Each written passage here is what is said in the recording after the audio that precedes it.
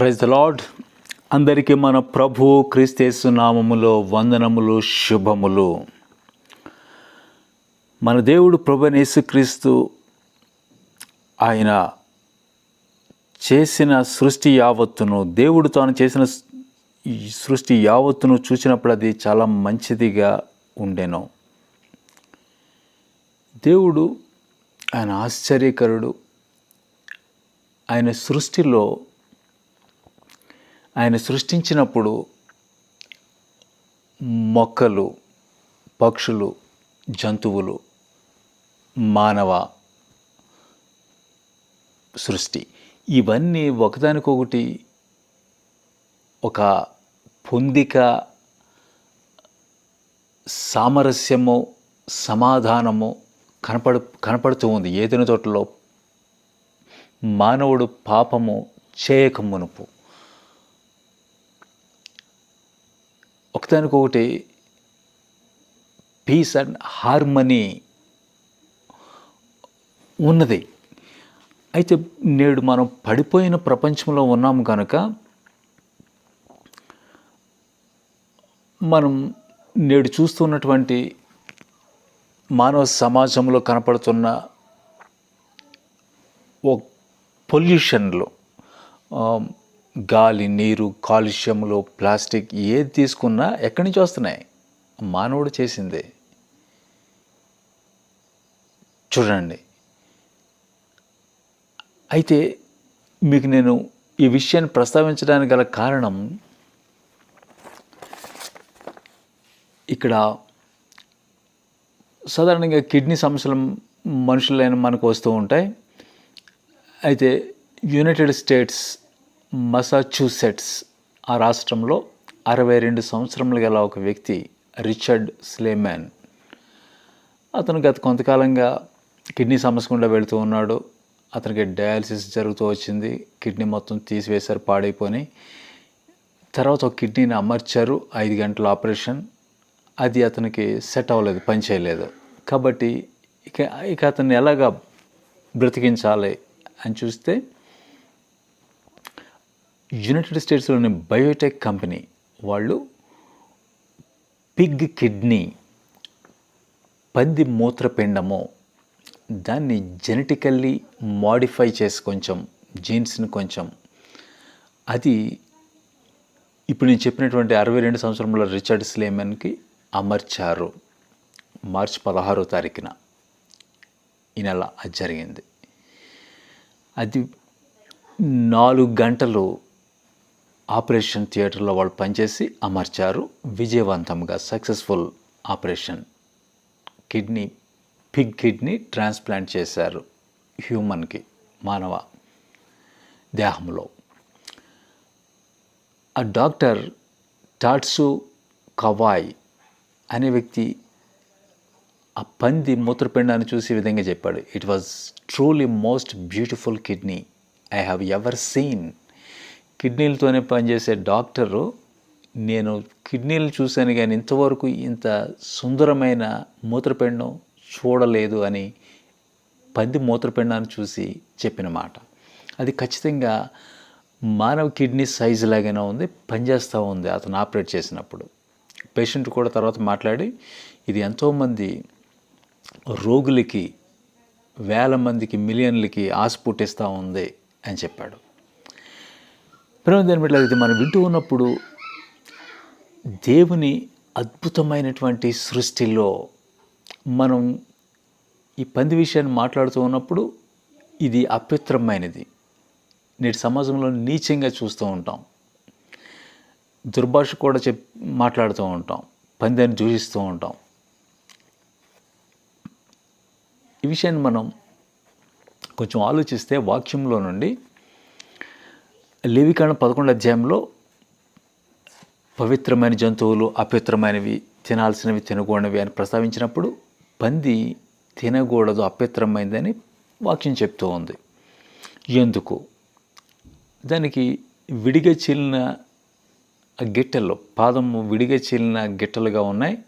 అది క్వాలిఫై అయింది, అక్కడ తినడానికి అర్హత ఉంది. అయితే అది నెమరవేయదు.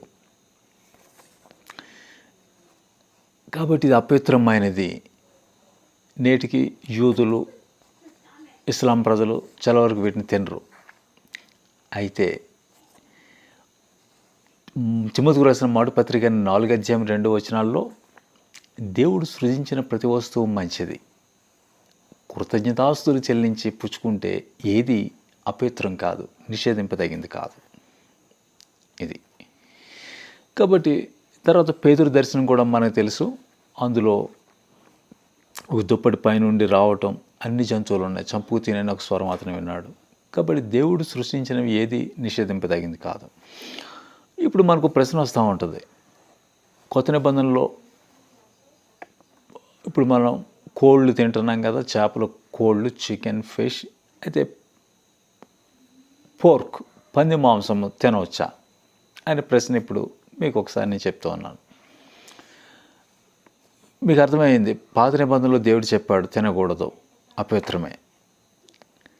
తర్వాత పేతురుకు వచ్చిన దర్శనము, తర్వాత 1 తిమోతి 4 వీటితో పాటు పాత నిబంధన తీసుకున్నప్పుడు బాహ్యంగా సున్నతి చేసుకున్న వారికి, మనము క్రిస్టియన్స్ చర్చ్ బాహ్యమైన సున్నతి మనకు లేదు, మనకి అంతరంగంలో సున్నతి జరిగింది, క్రీస్తు సున్నతి మన హృదయంలో. కాబట్టి సబ్బాతు, విశ్రాంతి దినము, తినాల్సినవి తినకూడదు, ఇవన్నీ వీటి పరిధిలో మనము లేము, అధిగమించాము.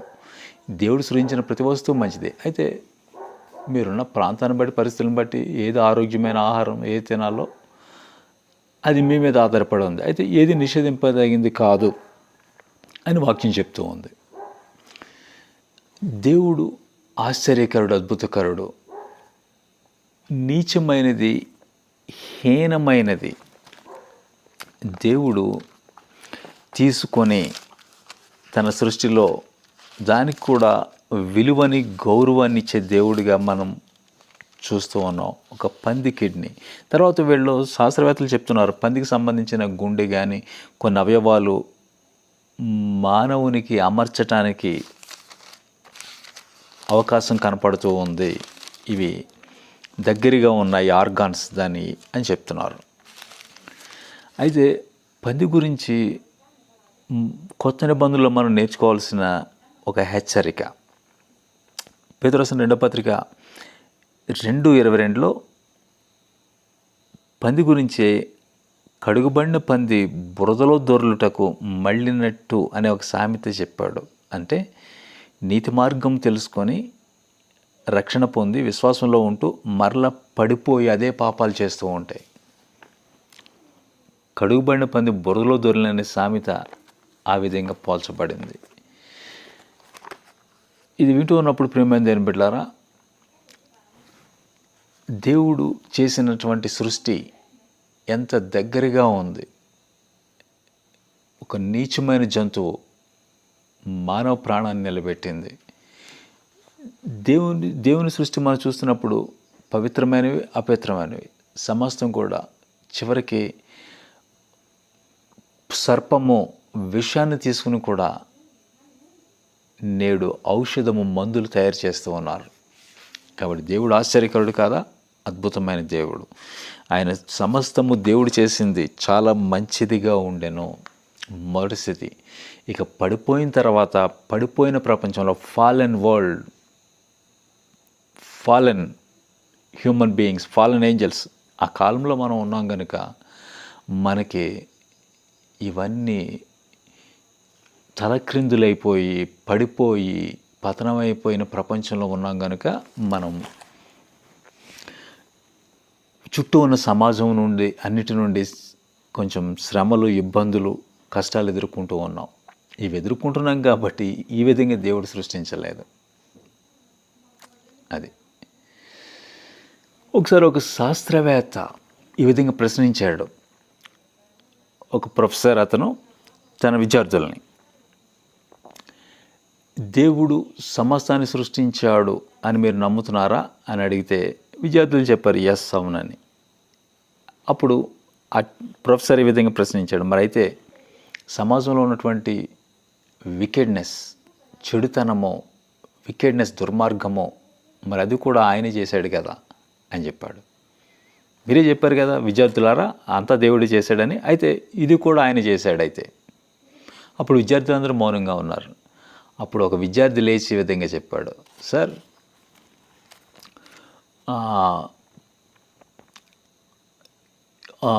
ఐస్ అనేది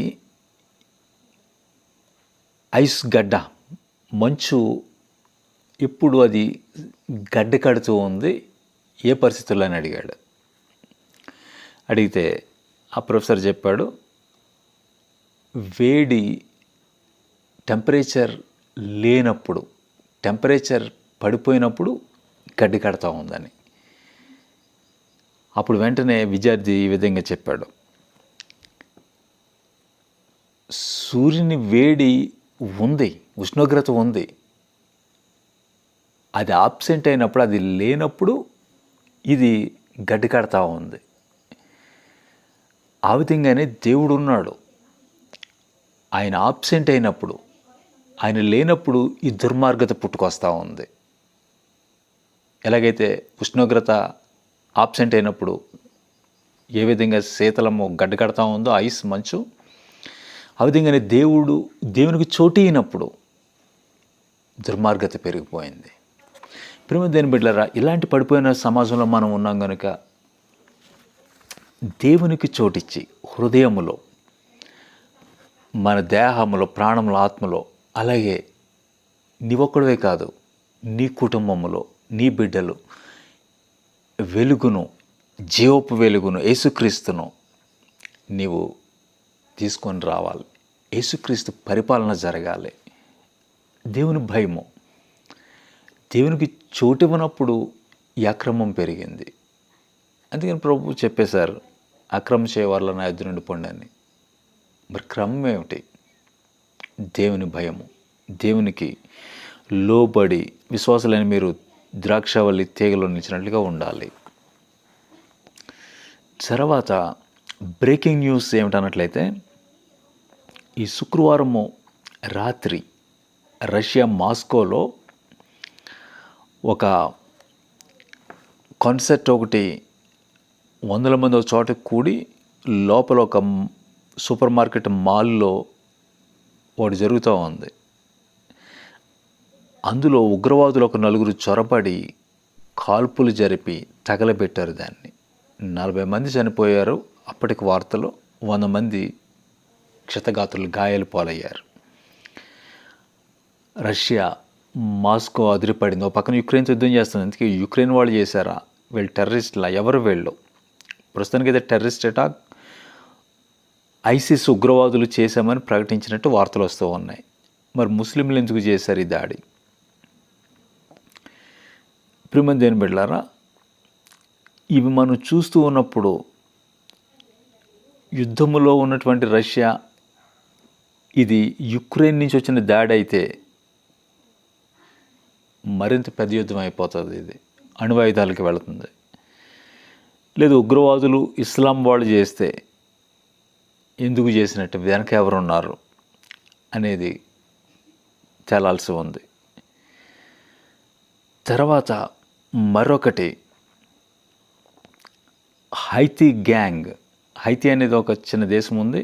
అక్కడ ఫిబ్రవరి 29 నుండి గ్యాంగ్ మూకలు ఆ దేశ అధ్యక్షుణ్ణి దించివేసి మొత్తం అల్లర్లు సృష్టించి పరిపాలన చేతిలోకి తీసుకోవడానికి వైలెన్స్ జరుగుతూ ఉంది. బలాత్కారము, దాడులు, చాలామంది చనిపోయారు, కొంతమంది విడిచిపోతున్నారు, గృహాలు తగలబెడుతున్నారు. ఈ విధంగా జరుగుతూ ఉంది. తర్వాత మరొకటి, కెన్యాలో ఒక పాస్టర్, అతనే యేసుక్రీస్తు అని ప్రకటించుకున్నాడు. యేసుక్రీస్తు నేనే, జేసన్ నేనే అని. కొంతమంది గుడ్డిగా అతను వెనక వెళ్ళారు. అయితే మరికొంతమంది ప్రజలు అతన్ని చుట్టుముట్టి ఈ విధంగా ప్రశ్నించారు. సరే, ఈస్టర్ వస్తూ ఉంది కదా, అతని పేరు బుంగోమా దగ్గరికి వెళ్ళి, ఈస్టర్ వస్తూ ఉంది కాబట్టి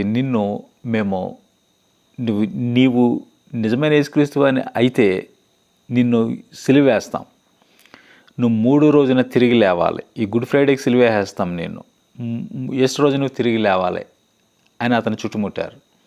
అతను పారిపోయి పోలీసులను ఆశ్రయించాడు. ఇలా నన్ను చంపేస్తున్నారు అంటున్నారని. ఏమిటి ఈ విడ్డూరం, వింత, ఈ దుర్మార్గుడు చేసిన పని పోలీసులను ఆశ్రయించడం మరలా. మరి వాక్యం ఏం చెప్తూ ఉంది?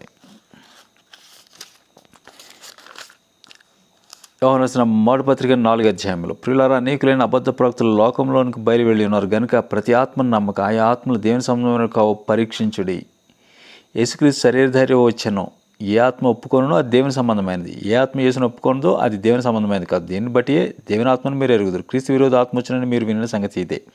ఇదివరకే అది లోకంలో ఉన్నది. ప్రేమ దేని బిడ్డలారా, ఆత్మలను పరీక్షించండి. ఆస్ట్రేలియాలో మరొక వ్యక్తి చాలా చోట్ల నేనే క్రీస్తుని ప్రకటించుకుంటున్నారు. ఇది ప్రభువైన క్రీస్తు రాకడకు ఒక సూచన. తర్వాత దేవుని వాక్యము నేటి పరిస్థితులు చూస్తూ ఉన్నప్పుడు యునైటెడ్ స్టేట్స్ కాల్పుల విరమణ ఇజ్రాయెల్ ప్రకటించాలి అని ఒత్తిడి తీసుకొస్తూ ఉంది, కానీ ఇజ్రాయెల్ అంగీకరించడం లేదు. రాఫా అనే ప్రాంతంలో యుద్ధాన్ని ప్రారంభించింది, మళ్ళీ చేస్తూ ఉంది. ఇప్పుడు రంజాన్ పండుగ, ఇస్లాం, ముస్లిం దేశాలన్నీ ఒకటిగా అయ్యి ఖచ్చితంగా ఆపాలి, 20 లక్షల మంది ప్రజలు పాలస్తీనా వాళ్ళు ఇబ్బంది పడుతున్నారని ఆందోళన చేస్తూ ఉన్నారు, ఒకటవుతున్నారు ముస్లిం నేషన్స్. ఇందులో భాగంగా యునైటెడ్ నేషన్స్లో సెక్యూరిటీ కౌన్సిల్ 15 దేశాలు ఉంటాయి. అందులో యుఎస్ ఒక తీర్మానం ప్రకటించింది, కాల్పుల విరమణ జరపాలి అని. అంటే ఇజ్రాయెల్ని ఎక్కడ గద్దించకుండా ఇజ్రాయెల్ హమాస్ ఉగ్రవాదాన్ని చంపడానికి, పాలస్తీనా మీద దాడి చేయడానికి యునైటెడ్ స్టేట్స్ సపోర్ట్ చేసింది, మొత్తం ఆయుధాలను సరఫరా చేసింది అన్ని విధాలుగా. ఇప్పుడు ఊరికే ఒకటే కాల్పుల విరమణ జరగాలని ఒక మాట తీర్మానం చేయడానికి ప్రవేశపెడితే చైనా, రష్యా వాళ్ళు వీటో చేశారు దాన్ని. అంటే ఆ తీర్మానాన్ని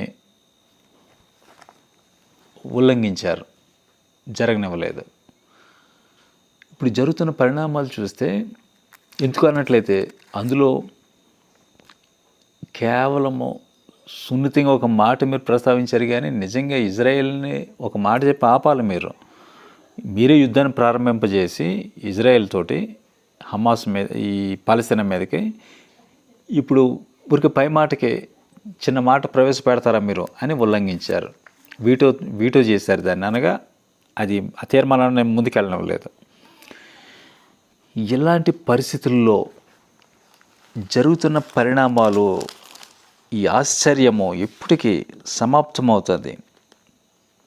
దానియేలు ప్రవక్త 12వ అధ్యాయంలో 5వ వచనం నుండి గబ్రియేలు దూత ద్వారా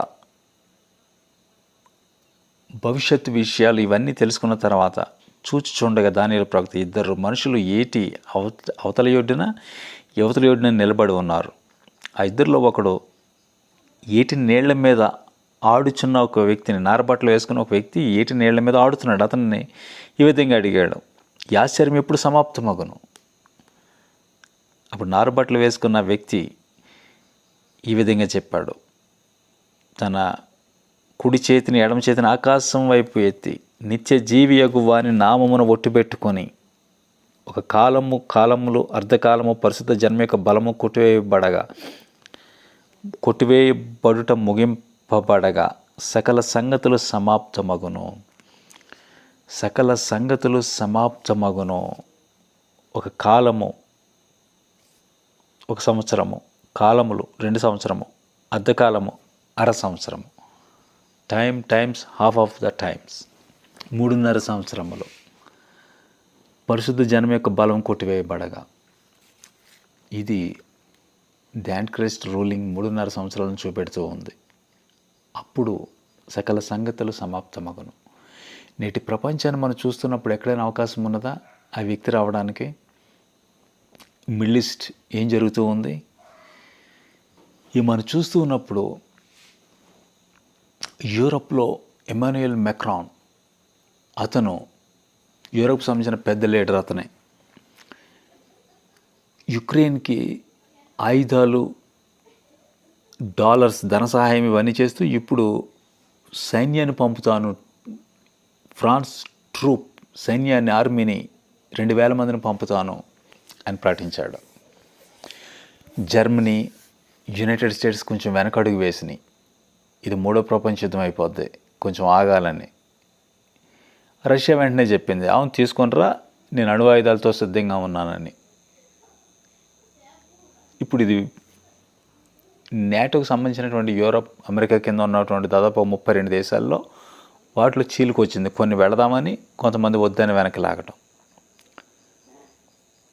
2 ప్రపంచ యుద్ధాలు జరగడానికి కారణం జర్మనీ. ఇప్పుడు జర్మనీ కొంచెం వెనక్కి లాగుతూ ఉంది. అంటే ఏమిటి జరిగేది జరుగుతున్న పరిస్థితుల్లో? ఇవి మనం చూస్తూ ఉన్నప్పుడు ఖచ్చితంగా యుద్ధములు జరుగుతాయి. ఇవి ఇంతటితో ఆగిపోవు. మిడిల్ ఈస్ట్లో బలంగా మనం 2 విషయాలు చూస్తాం. చాలామంది దేవుడు తన ఆత్మను కుమ్మరిస్తాడు విశ్వాసం రక్షణలోనికి. నేడు మిడిల్ ఈస్ట్లో ఉన్నటువంటి ఇరాన్ ప్రతి సంవత్సరం ఎక్కువ మంది క్రైస్తవులుగా మారుతున్నారు. వేగంగా పెరుగుతున్న సంఘము, క్రైస్తవ్యము ఎక్కడ అన్నట్లయితే అది చైనా కాదు, భారతదేశం కాదు, ఇరాన్. మిడిల్ ఈస్ట్లో అరబ్బులు ఎంతోమంది రక్షణలోనికి వస్తున్నారు. మరో ప్రక్కన ఇదే ఇస్లాం, అరబ్బులు రక్తాన్ని నీళ్ల వల్లే ప్రవహింపజేస్తున్నారు. కాబట్టి ఇవి 2 జరుగుతూ ఉన్నాయి. ఇలాంటి పరిస్థితుల్లో క్రైస్తవులుగా, విశ్వాసులుగా మన పాత్ర ఏమిటి? నీవు రక్షింపబడి ఉండాలి, నీ కుటుంబాన్ని నువ్వు రెడీ చేసుకోవాలి. అలాగే నశించిపోతున్న ఆత్మల కోసం, హిందువుల కోసం, ముస్లింల కోసం, అందరి కోసం ప్రార్థించండి. నేడు జరుగుతున్న పరిస్థితుల్లో దేవుడు అపవిత్రమైన గాడిదను కూడా తీసుకొని తన వాహనంగా చేసుకున్నాడు. గాడిద దవడెముక ఆయుధంగా మారింది. సంసోన్ ఎంతోమంది ఫిలిస్తీన్లు చంపాడు. గాడిద తల ఆహారంగా మారింది ఎలీషా ప్రవక్తలో ఉన్న కాలంలో క్షామం వచ్చినప్పుడు. అలాంటి ఆశ్చర్యకరుడు దేవుడు ఒక పంది మూత్రపిండాన్ని మానవ శరీరంలో అమర్చే తెలివి జ్ఞానాన్ని సైన్స్ ఆవిష్కరించే తెలివినిచ్చాడు దేవుడు. మరి ప్రశ్న ఏమిటన్నట్లయితే, పనికిరాని నన్ను దేవుడు ఎందుకు వాడుకోడు? మన సమయం వచ్చింది దేవుని మహిమ కోసం పని చేయటానికి. ప్రార్థన చేసుకుందాం. కనికర సంపన్నుడు, అత్యయం గల దేవ, నీవాశ్చర్యకరుడు. జరుగుతున్న పరిస్థితులు ఇవన్నీ చూస్తున్నప్పుడు నీ సృష్టి అంతా కూడా అద్భుతంగా సృష్టించావు. అయితే పాపం ద్వారా పతనమై మనుషులు సమాజాన్ని పాడు చేసుకుంటున్న ఈ పరిస్థితుల్లో నీ బిడ్డలుగా మమ్మలను నీ రాజ్యం నిర్మించడానికి నీ మహిమ కోసం వాడుకోండి. ఇస్లాం దేశాలు, అరబ్ దేశాలు, హిందువులు, ఉత్తర భారతదేశం, ఉత్తర కొరియా, ఉత్తర ఆఫ్రికా దేశంలో సకల జనులపై ఆత్మ కుమ్మరించి ఎవరైతే నీ కోసం పనిచేయాలని మంచి తీర్మానం పెట్టుకున్నారో వారిని నీ మహిమ కోసం వాడుకొని నీ రాజ్య వ్యాప్తి చేయమని మా ప్రియుడు పరిశుద్ధ పునరుద్ధానుడు యేసుక్రీస్తు పరిశునామములో ప్రార్థించి వేడుకొంచున్నాము తండ్రి. ఆమేన్.